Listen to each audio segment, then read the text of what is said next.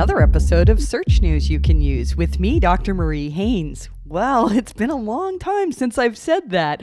My last podcast episode was just after the core update in June. And then after that, a whole bunch of life happened. I'm going to share some more about my time off at the end of this episode, including the story about how Google Maps stranded me in the woods, which actually ended up dramatically changing my life for the better.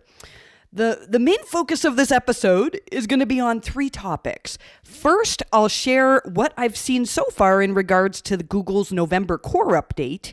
Next, we're just over a week into the December product reviews update, and even if you don't have content that's reviewing products, there's a lot to be learned in Google's communication about the changes that they made for any site that produces content. And third, I think it's possible that Google either has changed something in regards to indexing, or perhaps there's a bug in regards to indexing in new content.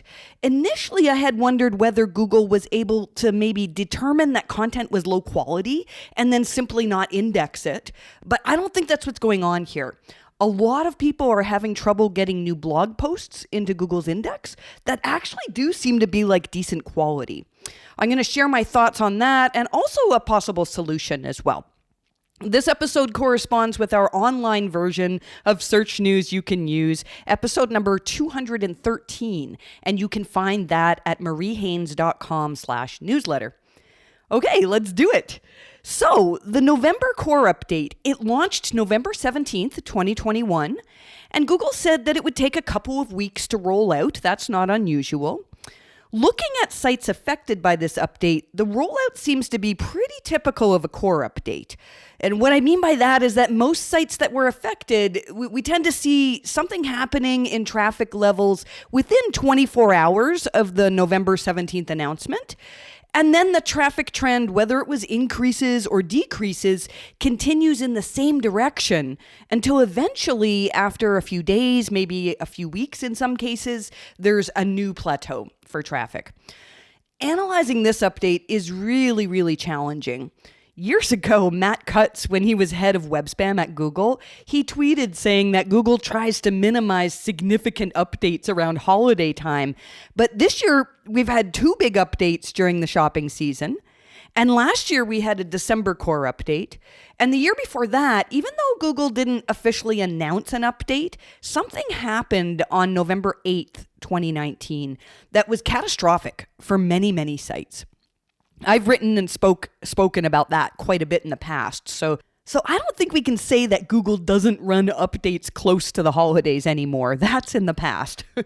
Lots of our clients saw nice increases in traffic starting mid-November this year, but determining whether that increase is because of increased holiday sales or extra traffic due to Thanksgiving, because lots of recipe sites, for example, saw improvements during Thanksgiving weekend, it's really hard to say whether it was seasonal or whether the increases in traffic were due to the Google update. For example, one of my sites saw really nice improvements that seems to start on November 17th. But And I can talk about this site because it's hard to share about good content when our clients see increases because I want to be respectful of their anonymity. And it's very hard to talk about the content without actually sharing who the client is.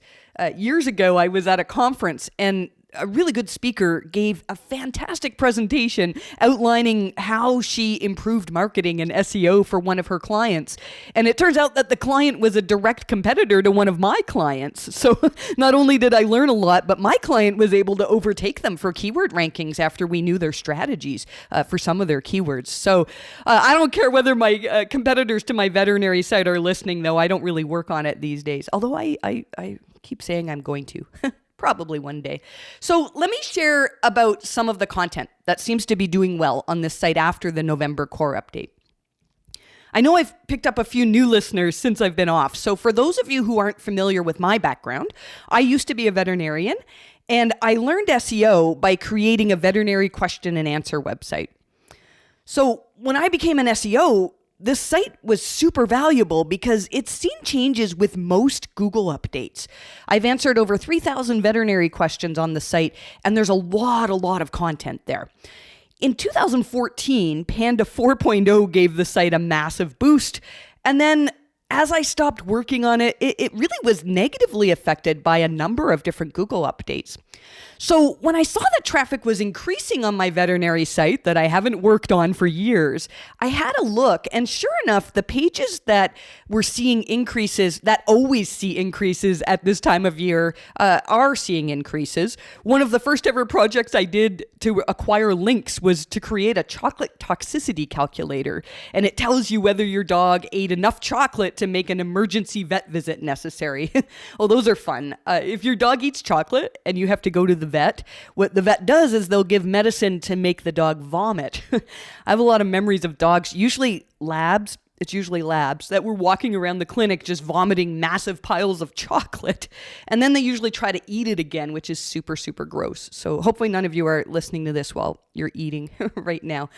So that page was up because when families gather, that's often when the chocolate comes out or gets left on the couch or something and the dog eats it. But it turns out that many other keywords saw really big increases in rankings. Keywords that aren't related to Thanksgiving or chocolate or even the holidays.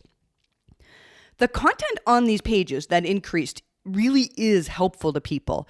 In most cases, it's helpful because of the firsthand expertise that I had as a veterinarian writing the content. I had hundreds of long tail keywords see massive improvements from like page 3, 4, 5 up to top 3, 4, 5 rankings. Some of them number 1 rankings as well. One example was the phrase, "Should I euthanize a paralyzed dog?" Now, when I answered that question years ago on my site, I could do it with a perspective that an SEO content writer would never have, because I've personally walked many pet owners through this type of difficult decision. My answer helps people set criteria to know when it's time to make that decision. Or it talks about how likely it is that this dog is going to recover or to have a happy life, and how to know when life is not enjoyable for the dog to help people make this really hard decision on euthanasia. So it might not be the best written content, and it might not be the best formatted content, and it's definitely not the best in terms of technical SEO, but it's probably one of the most helpful answers if you are trying to make this kind of decision with your pets. And it's got appropriate EAT because it was written by a veterinarian. So it does deserve to rank. Now, if you look at this site, while I'm pretty proud of creating a resource that has helped a lot of people with their veterinary questions, I'm also a little bit embarrassed about the site design and a lot of the technical SEO. It's really not a great example of a high quality site, but the content itself is incredibly helpful to people. And also, this is probably a good place to encourage any of you, especially over Christmas, if you're off and if you've been thinking about learning to create a website and to experiment with it to try to get it to rank, I'd really encourage you to set aside some time to do that. I learned so much creating this site. I created it in 2008, and it's eventually what launched my SEO career. It was a hobby to start with, but it took over. I was fascinated with the fact that you could do some things and change your content and maybe get some people to link to it and do stuff to actually make it perform better on Google. So in its heyday, this site made me really good money. And even today, even though I don't work on it, it sends me a decent affiliate revenue, considering that I do nothing on it. So if you've been thinking of creating a website, I would say just do it. It doesn't have to be perfect, but get something out there. So let's look at Google's blog post on what webmasters need to know about core updates. They list questions to answer about your content. Now, the content on my veterinary site ticks off a lot of these boxes. The blog post tells us that they want to see evidence of author expertise where applicable. And this doesn't necessarily mean that content that's written by a vet is always going to outrank content that's not. But if Google's algorithms can determine that this is a YMYL topic where expertise actually helps users to trust the answer, then good EAT can help here. I think there's probably a very good chance that no one else who wrote content that competes with this page on how to advise people with who are trying to decide what to do with a paralyzed dog, whether it's time for euthanasia. I don't think anybody who's written this competing content has actually counseled pet owners through this kind of difficult decision. So when Google says, does the content provide substantial value when compared to other pages in the search results? That's one of the questions that we need to ask ourselves. And also another that they say to ask yourself is, does the content provide insightful analysis or interesting information that is beyond obvious? I haven't looked extensively yet at the competition ranking for this keyword, but my bet is that I've answered several questions that people may have, that pet owners might have, that the other content doesn't. Again, because I've drawn from my own personal expertise. I know many of you are hoping for me to be able to tell you exactly what the focus of the November core update was. And it's been a while since I've been able to do that. Years ago, we could look at any update and we could say, not any update, most updates, I'd say. And we could say, oh, it looks like Google went after link quality here, or sites with thin content issues were hit. Or even just a few years ago, we had an update in June of 2019, where many alternative medical sites saw declines. And a lot of the time, it was really helpful to know that.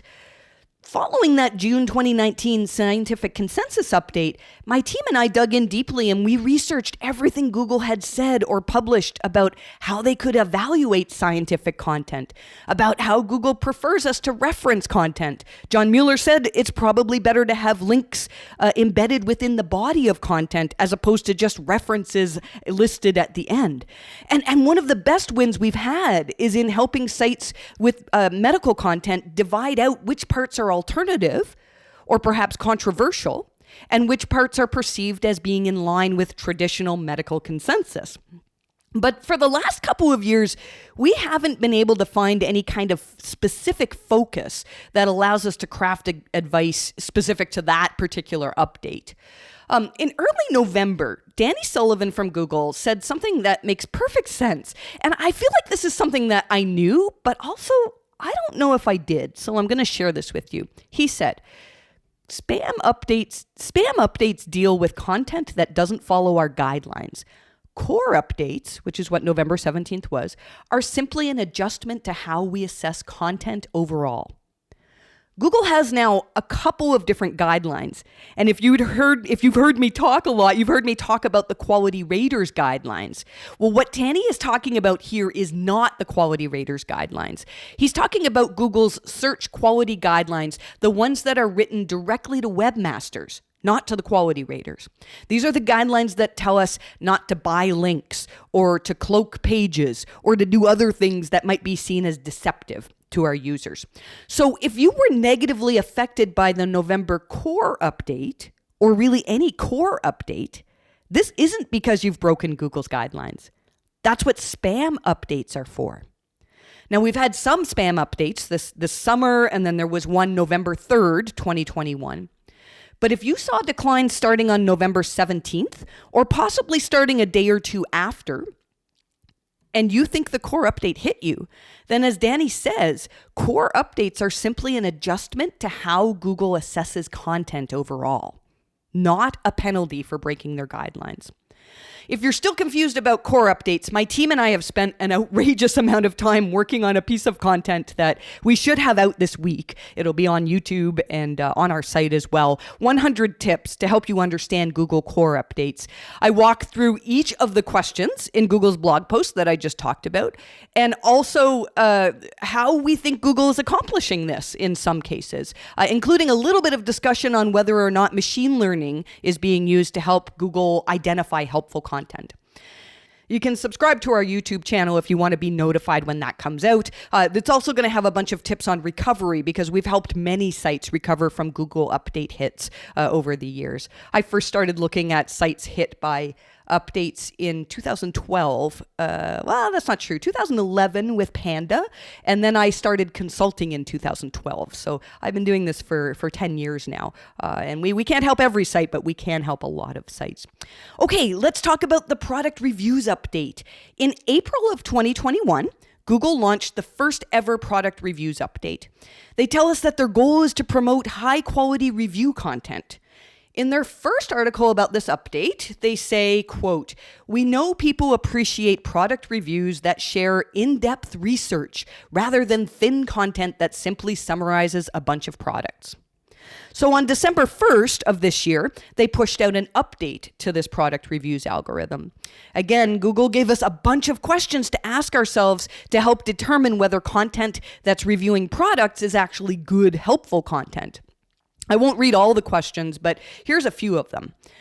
Do your reviews express expert knowledge about products where appropriate? Do they show what the product is like physically or how it's used, with unique content that's beyond what's provided by the manufacturer? Do they cover comparable products to consider or explain which products might be best for certain uses or circumstances? Do you identify key decision-making factors for the product's category and how the product performs in those areas? In other words, do you actually know what's important to people who are doing research on this product?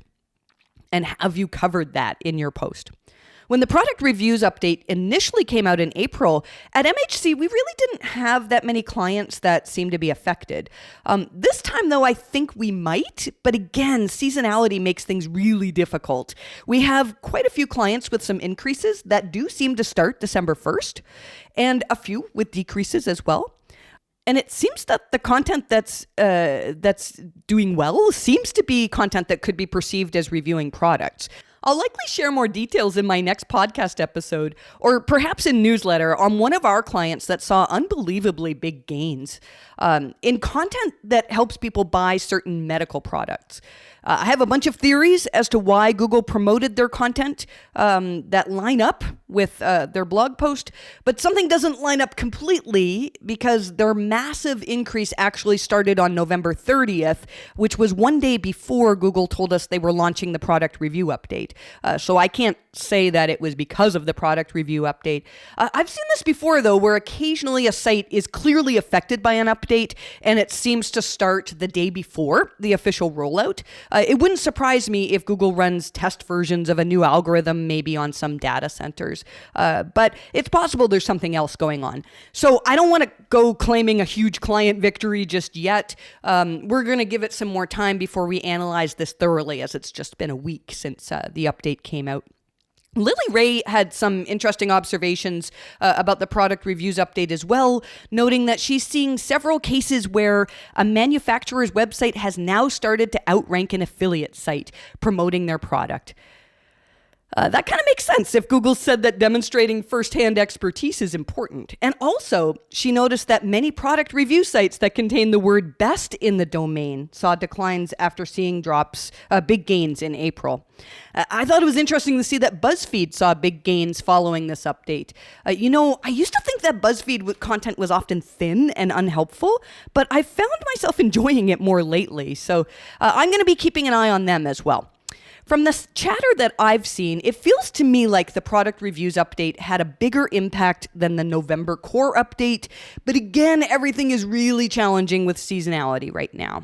I want to mention this as well because I think there are probably some people listening who don't know that Google search results always change in the holiday season. Their algorithms, they're trying to figure out what is it that users want, and user intent changes at this time of year. I mean, if I Google pine trees in June, I'm probably looking to plant a tree. But if I do the same search in December, it's probably more related to Christmas trees, and I'm going to see a different set of search results. So if you're looking at your rankings and you see decreases that may or may not be due to the update, it might not be due to anything that you've done on your site. It might just resolve itself once the holiday shopping season is done. Which I know is not what you want to hear, because of course we want to rank well when people have their credit cards out. Actually, if that's you, if you have a site that ranks well for the majority of the year, and then at Christmas time, Amazon starts to outrank you, I really encourage you to look at what experience the user gets on Amazon and ask yourself, how could you better answer their questions? How could you make it so that a searcher would prefer to purchase from you rather than Amazon?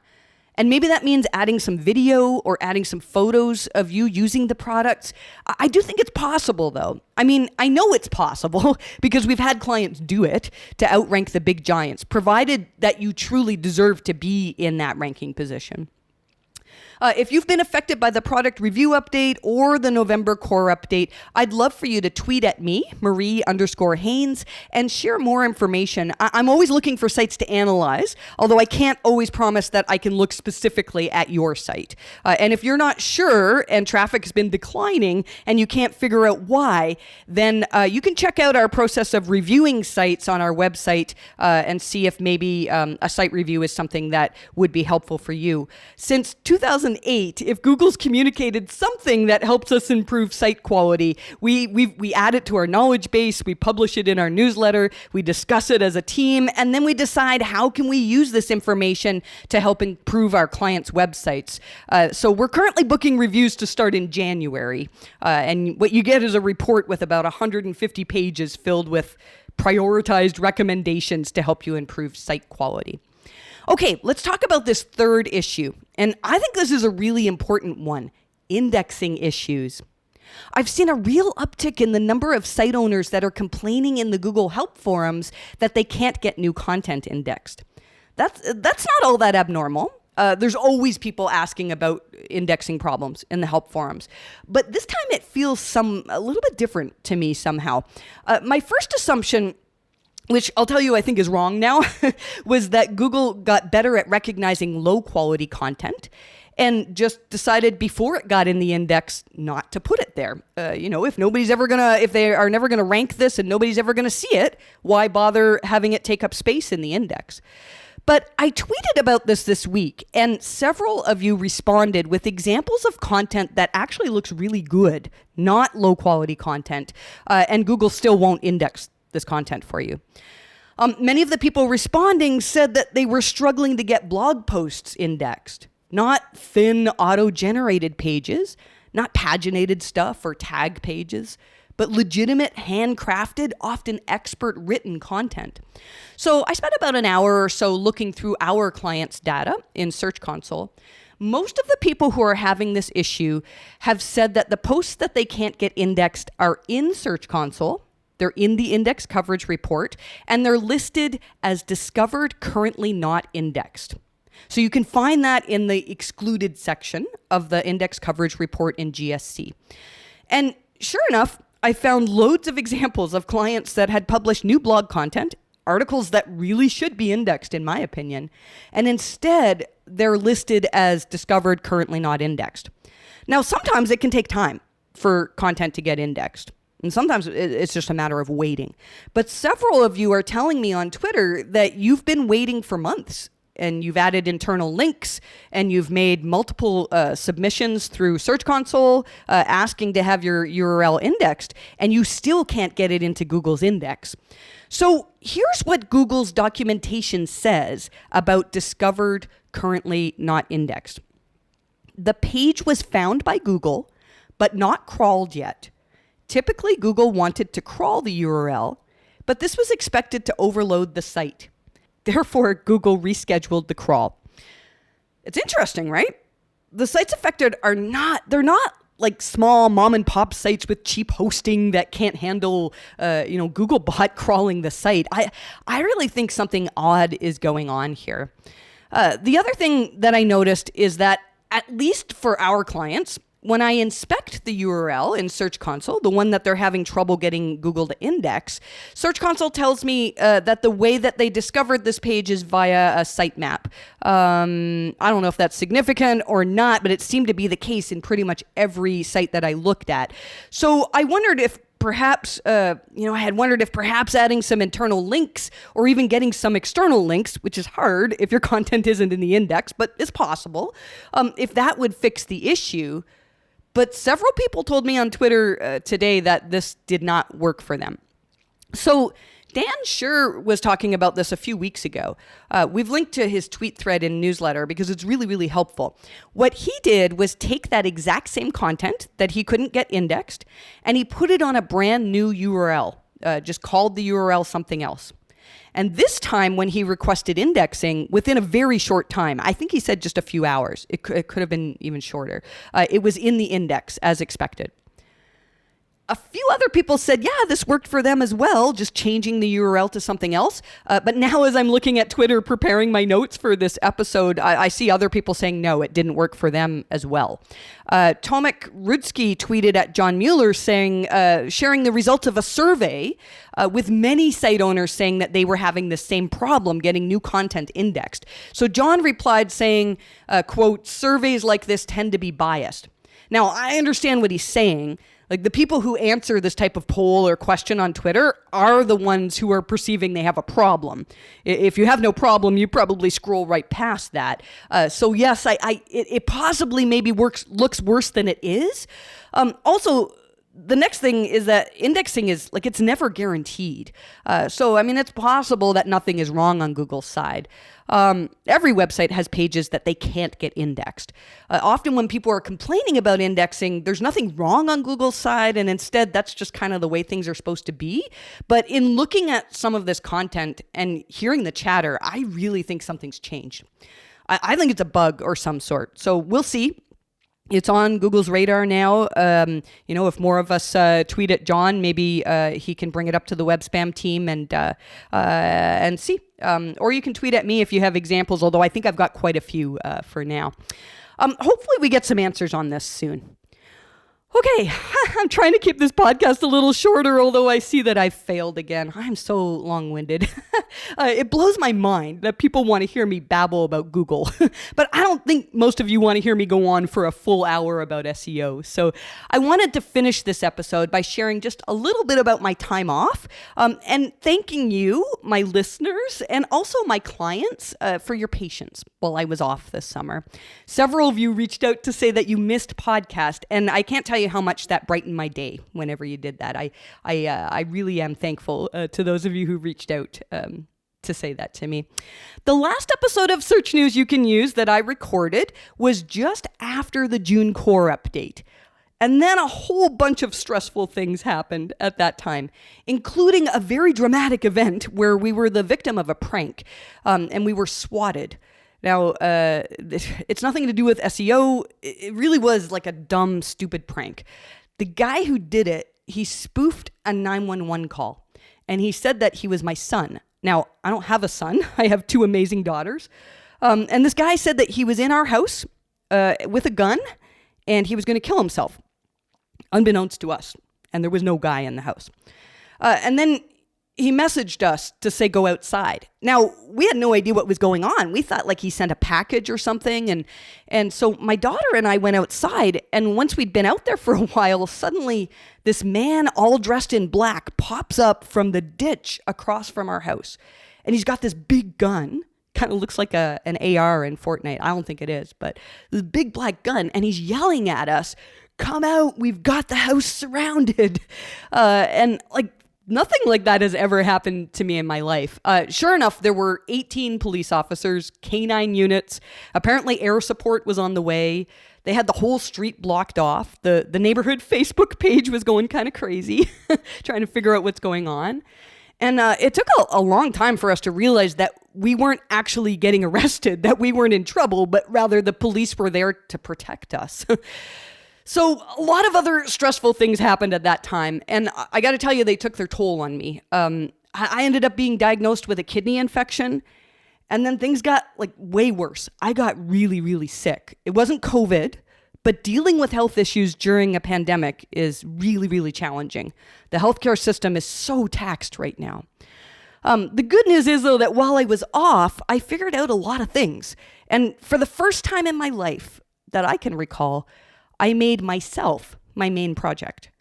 So instead of spending my days optimizing client sites or working on the business or helping my team or even helping people on Twitter, I spent the summer resting and learning and figuring out what I needed to do to get better. And I mean, you know I love to learn.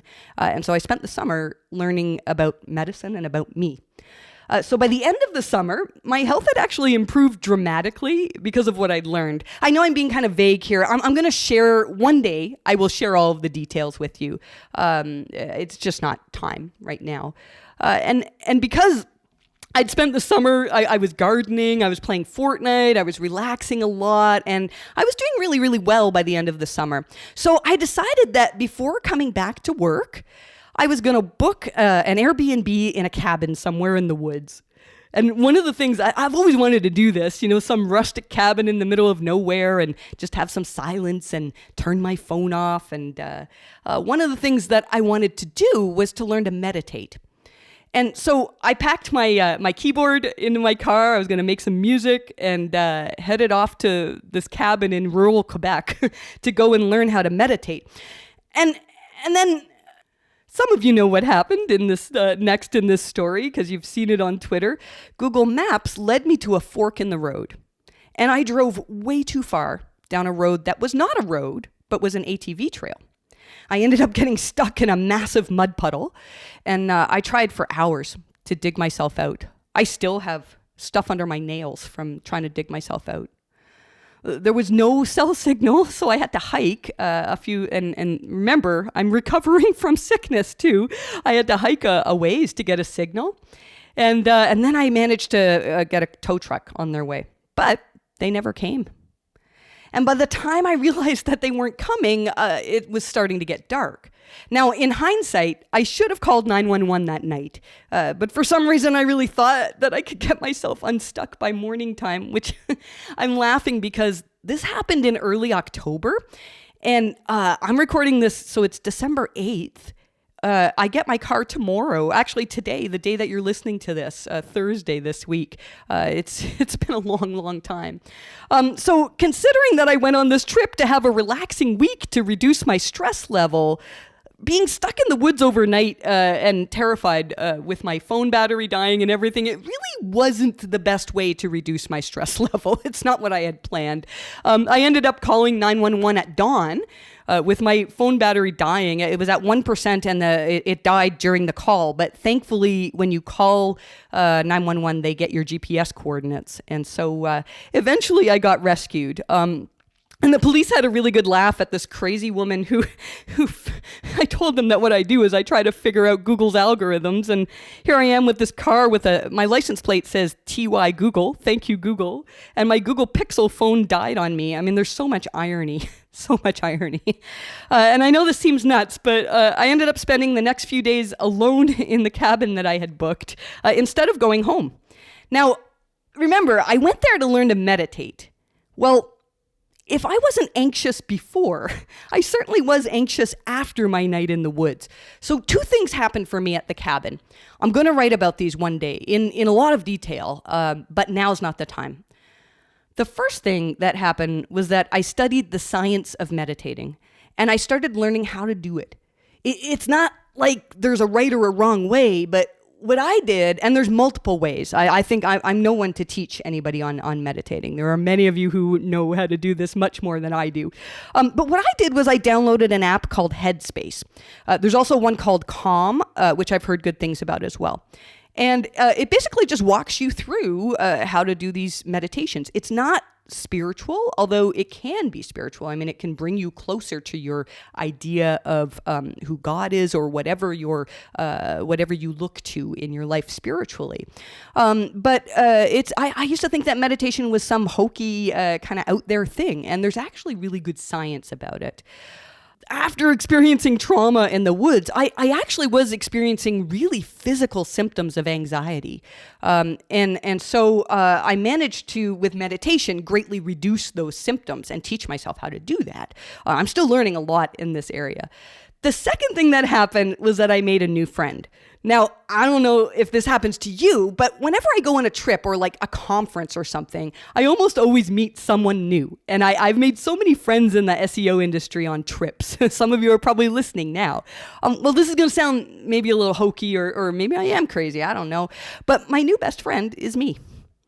I learned how to have compassion for myself, to not consider myself the stupid idiot who drove too far down an ATV trail and trusted Google too much, but rather to see myself as a damn cool person who I like being around. I wish I could communicate more about how I did this. I mean, one day I will, but if you've related to my story at all, if you're feeling stressed, honestly, to be honest, I didn't even think I was stressed before all of this happened. I think we're all very good at handling whatever life throws at us. But if you've got that nasty inner voice that's constantly bringing you down and saying bad things about yourself, if you can get victory in those areas, it's incredible. It's so freeing. At least it has been for me. So I'm doing really, really well now. I'm feeling great. I'm happy. I'm energized. And I'm incredibly excited about what's going on in the SEO industry right now. The MHC team has done an incredible job at pulling together and growing and improving the business while I was off. 10 of our 12 team members have the skills now to help identify and advise on improvements in website quality. And we're also soon ready to launch some exciting new offerings for our clients, including more detailed specific analysis on traffic drops, more specific competitor page comparisons, and custom advice to help you actually improve your entity information, which is something I'm going to be learning a lot more about in the months to come as well. And we have openings now for a few more ongoing clients as well, which is, I know some of you have been asking if we could take you on for that. So if you are interested in having MHC and me do work on your website, please reach out to us at help@mariehaynes.com. Well, that's the story. I'm not sure if I'm going to be doing weekly or bi-weekly episodes from this point on. I kind of want to do weekly ones, but I don't want to overcommit and overtax myself too much, so we'll see. But I will be continuing to report on what's important in SEO into the new year and for quite a while as well. So thanks so much for listening, and I wish you the best of luck with your rankings.